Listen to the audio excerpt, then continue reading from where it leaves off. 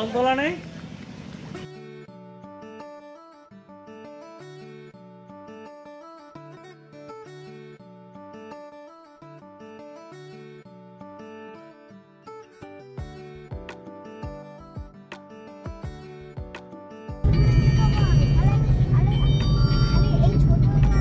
Hello friends, welcome back to my channel blog মেনে। আশা করি সবাই খুব ভালো আছো। একটা নতুন ব্লগ নিয়ে চলে এলাম। থাম্বনেল দেখেই তোমরা বুঝে গেছো যে এটা কোনো ঘুরতে যাওয়া খেতে যাওয়ার ব্লগ নয়। আমি চলে এসেছি একটা উপনয়ন বাড়ি এবং আমার ভাগনার উপনয়ন। তো দেখো, গায়ে হলুদ পর্ব শুরু হয়ে গেছে। এটা বিয়ের মতোই একটা রিচুয়ালস। তো গায়ে হলুদ হবে, নিতবর আছে, সব কিছুই এখানে হবে বিয়ের মতো। আমাদের আসতে একটু লেট হয়ে গেল। যে নিতবর হলো ও আমাদের সাথেই ছিল, ওর জন্য একটু ওয়েট করা হচ্ছিল। তো আমরা চলে আসতেই গায়ে হলুদ পর্ব শুরু হয়ে গেছে। তারপর দেখো এদিকে মামাবাড়ি থেকেও সবাই চলে এলো। তো গায়ে হলুদ একদম জমজমাট, সবাই এসে গেছে। তো খুবই হলুদ মাখা হচ্ছে। এর আগেও একটা ভাগনার পৈতের আমি ব্লগ দিয়েছিলাম, তো সেটাতে তোমরা খুব ভালো রেসপন্স করেছিলে। তো সেই জন্য ঝটপট এই ব্লগটা নিয়ে চলে এলাম। ওর পৈতের দিন ছিল 19শে ফেব্রুয়ারি, 6ই ফাল্গুন। তো দেখো আমরা খুব মজা করছি। পুরো ব্লগটা তোমরা দেখতে থাকো।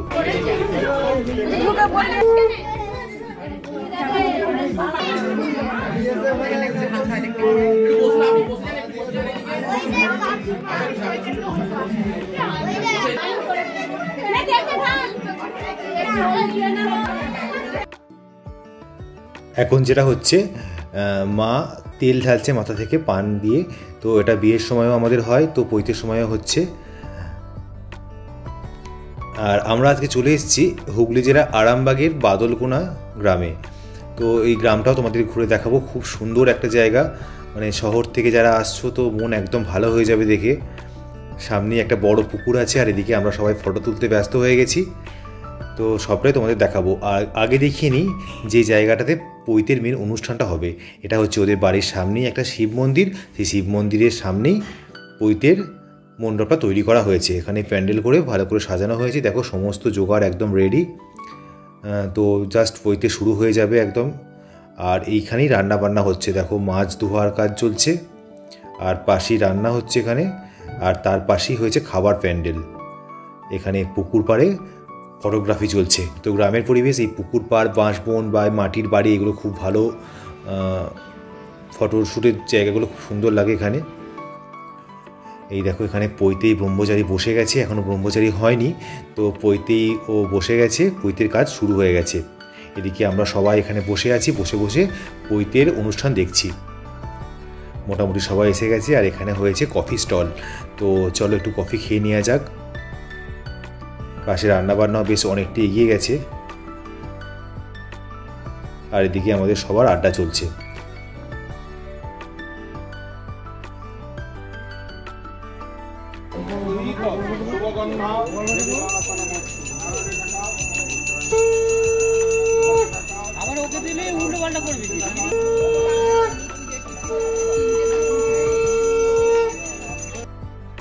ওদিকে পৈতের কাজ চলছে, আর আমরা এদিকে চলে এলাম আবার একটু করে কফি খেতে।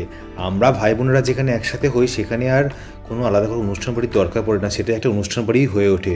আমরা এত হই হই আর মজা করি। তো দেখো পাশেই একটা পুকুর আছে, সেখানে কত হাঁস চলছে। হাঁসগুলো সব জলের মধ্যে নেমে যাচ্ছে। আর এদিকে পৈতের কাজ চলছে। আমরা ফটোশ্যুটে ব্যস্ত। পিছন দিয়ে দেখতে পাচ্ছ একটা বড় ঝিল আছে।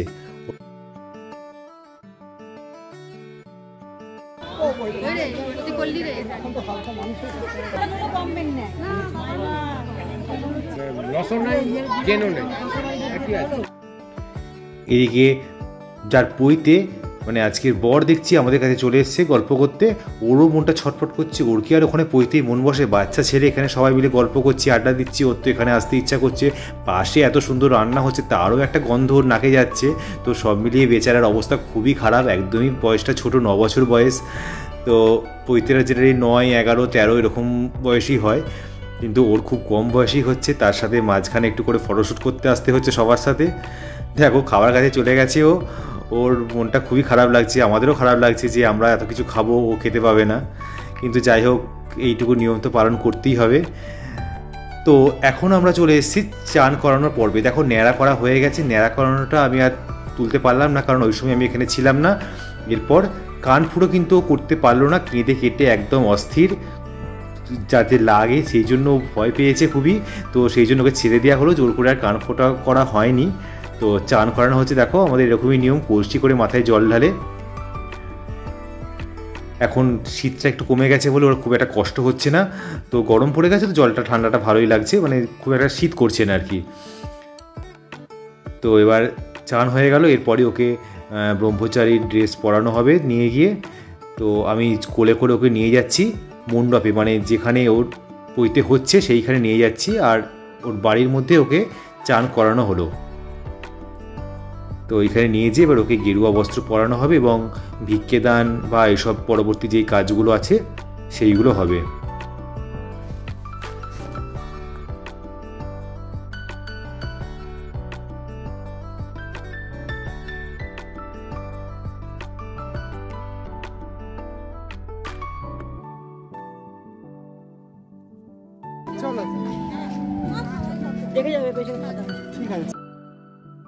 এই দেখো আমরা চলে এসেছি এখন সেই শিব মন্দিরে।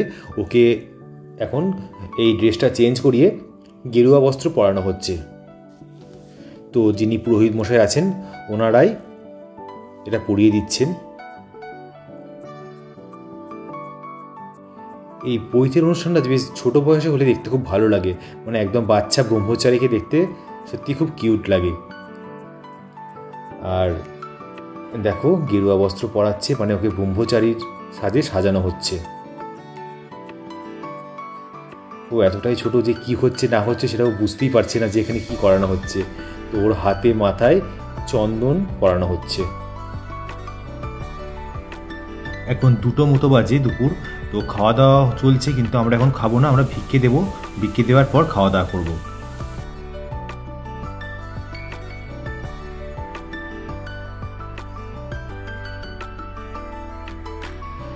ব্রহ্মচারী রূপে দেখো অর্ককে কি কিউট লাগছে। ওর ডাক নাম অনি, ওকে আমরা সবাই অনি বলেই রাখি, আর ওর ভালো নাম হচ্ছে অর্ক চক্রবর্তী। তো হোম শুরু হয়ে গেছে, আর এদিকে আমরা ভিক্ষে দেওয়ার জন্য 5 ফল আতপ চাল সব নিয়ে একদম রেডি। তো প্রথমে মায়ের পর মামার ভিক্ষে দেওয়া শুরু হয়, দিয়ে তারপর বাকিরা সবাই ভিক্ষে দেবে। তো সেই জন্য আমি ভিক্ষে দিচ্ছি। ওর মায়ের দেওয়া হয়ে গেছে আগে, এরপর একে একে সবাই দেওয়া হবে। এই সময় ব্রহ্মচারীকে ভিক্ষে দেওয়ার পর তার পায়ে হাত দিয়ে প্রণাম করতে হয়, সে যতই ছোট হোক না কেন, কারণ তখন তাকে আমরা ঈশ্বর হিসাবেই দেখি। তো ব্রহ্মচারী মাথায় হাত দিয়ে আশীর্বাদ করে দিচ্ছে এবং আমরা তার পায়ে হাত দিয়ে সকলে প্রণাম করি। আমি নিয়মিত ব্লগ দিতে পারছি না, একটু অনিয়মিত হয়ে যাচ্ছে, তো চিন্তা করো না, ব্লগ রেগুলার আসতে থাকবে। এখন একটু ব্যস্ত আছি তার জন্য রেগুলার হচ্ছে না। তো যারা চ্যানেলটা সাবস্ক্রাইব করোনি তারা প্লিজ চ্যানেলটা সাবস্ক্রাইব করে দাও, অনেক নতুন নতুন মজার ব্লগ ম্যানিয়াতে আসে।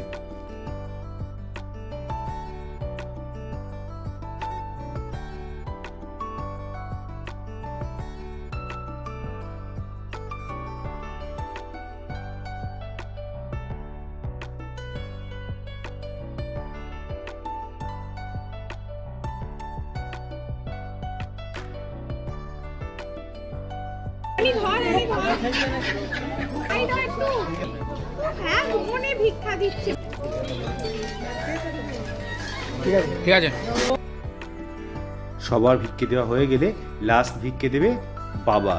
তো এখন বাবার ভিক্ষে পর্ব চলছে, বাবার ভিক্ষে দেওয়া হয়ে গেলেই এবার ভিক্ষের পর্ব পুরো কমপ্লিট হয়ে যাবে। তো মাসি, ছোট মাসি হয় পূজা, ও একটু পাশে বসে পোজ দিচ্ছে, সেই ফটো তুলে নিলাম। এরপর যেটা পান পাতায় পা দেওয়া হবে, এটা বিয়ের সময় তোমরা দেখেছো অনেকের হয়, সেটা আমাদের পৈতের সময় নিয়ম আছে যে 4টে পান পাতা থাকবে, তার মধ্যে 3টে পানে পা দেওয়ার পর 4 নম্বর পানে পা দেওয়ার আগেই মাকে পিছন থেকে টেনে নিতে হয়। তো সেই পর্বটা এখন চলছে। এদিকে খাওয়া দাওয়া চলছে, খাওয়া দাওয়া মোটামুটি অনেকটাই কমপ্লিট হয়ে গেছে, কারণ যারা ভিক্ষে দেবে বলে ওয়েট করছিল তারাই শুধুমাত্র ছিল, বাকি সবার খাওয়া দাওয়া হয়ে গেছে। এখন প্রায় 3টে মতো বেজে গেছে ভিক্ষে দিয়ে, যারা বাকিরা আমরা বাড়ির যারা বাকি ছিলাম তারাই সব খাওয়া দাওয়া করছে। তো আমি এখনও খাচ্ছি না, আমি ওকে রাজবেশ পরানো চলছে, রাজবেশ পরিয়ে ব্রহ্মচারীকে ঘরে ঢুকি, তারপরেই আমরা বাকিরা সব খাওয়া দাওয়া করবো। দেখো চোখটা যে বন্ধ করে দিল, এরপর কিন্তু ওকে আর কারোর মুখ দেখতে নেই বা সূর্যের আলো দেখতে নেই, একদম ও ডন্ডি ঘরের মধ্যে ঢুকে যাবে। এই যে পানে পা দেওয়ার কাজটা চলছে, এরপর ও একদম 3 দিন ঘরের মধ্যে বন্দি থাকবে, সূর্যের আলো দেখতে পাবে না। তো দেখো এবার ওকে আমি কোলে করে ডন্ডি ঘরে নিয়ে যাচ্ছি। তো ভ্লগটা কেমন লাগলো আমাকে জানিও, যদি ভালো লাগে শেয়ার করো আর চ্যানেলটা সাবস্ক্রাইব করে দিও। দেখা হচ্ছে খুব শীঘ্রই পরের কোনো ভ্লগে। ততক্ষণ ভালো থেকো, সুস্থ থেকো, টাটা।